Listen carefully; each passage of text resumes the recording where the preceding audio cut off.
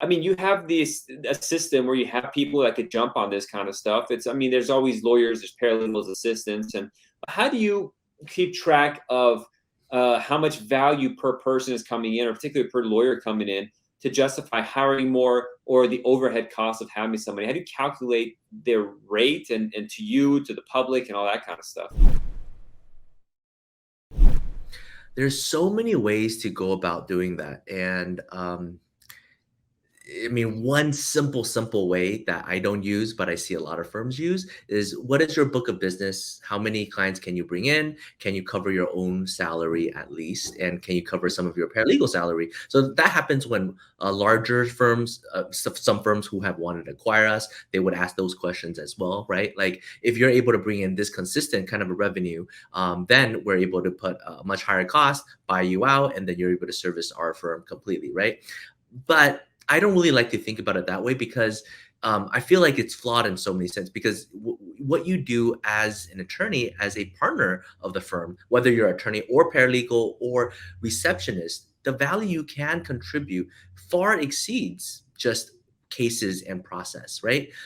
Like, I'll give you an example. If an employee at the firm is doing cases, is a case manager, but they're also the office manager. Let's say they're like cleaning up the entire office, buying all the supplies, making sure everything is in order.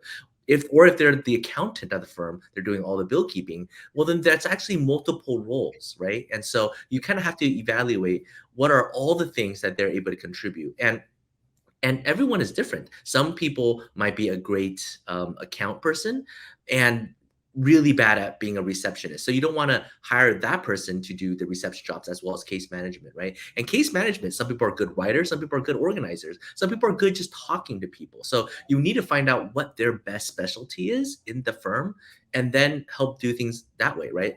Last year we hired one of a senior partners in the firm to help process all the cases. When we hired her on, we told her, you don't have to bring in a single case. Your entire responsibility is just to mentor everybody else. Make sure everybody else is equipped, is relaxed, is encouraged, and you're able to give them feedback and correct them and help them become better. And just process cases. That's all you have to do. And that's one way to look at it, because that is important to the firm, and so you can do it that way. So looking at just dollar and cents doesn't strictly match how I do it at the firm, but I know a lot of people do that, right?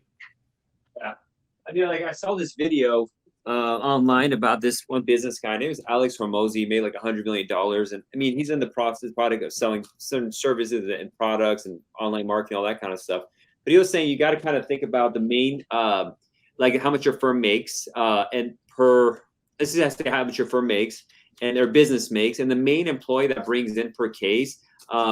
This should be like 20% of that. So essentially, if you want to pay them $10,000, your firm should be grossing like 50,000, and that's what like the best, most efficient companies do. If anything, the efficient companies get 99% of the value. This is not including overhead and other kinds of overhead, other employees, all that kind of stuff. So then it's like calculating, well, if I bring an associate in that is like $100,000 employee, which is more like 8,500 a month, and then it's like, okay, I got to make 5 times that potentially, and it's like, okay, there's numbers. I'm like, is that too much, too little? So how do you just make things make sense at the end of the day to make sure you're making a good income in addition, to supporting the staff and everything? I would really stay away from these type of formulas. There's so many, and it's just not, use it as a reference point. I mean, for example, right?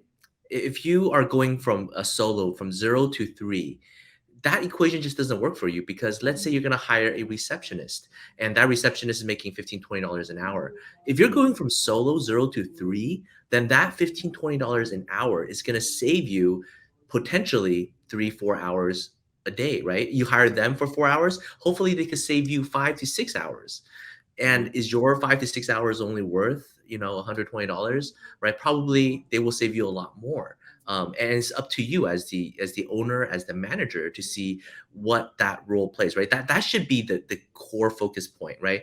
If their monthly salary, let's say, is $5,000 a month or $10,000 a month, well, what kind of value are they able to relieve on for the entire company, and is it worth it for everybody else? And if the answer clearly, without even thinking, is like yes, for sure, no doubt, then Yeah. go for it. Even if, let's say, you pay them 10,000 and they don't bring in 10,000 or they don't bring in 50,000 worth of value, right? I mean, why let that equation sort of limit you? So Yeah. from 0 to 3 is one huge transformation.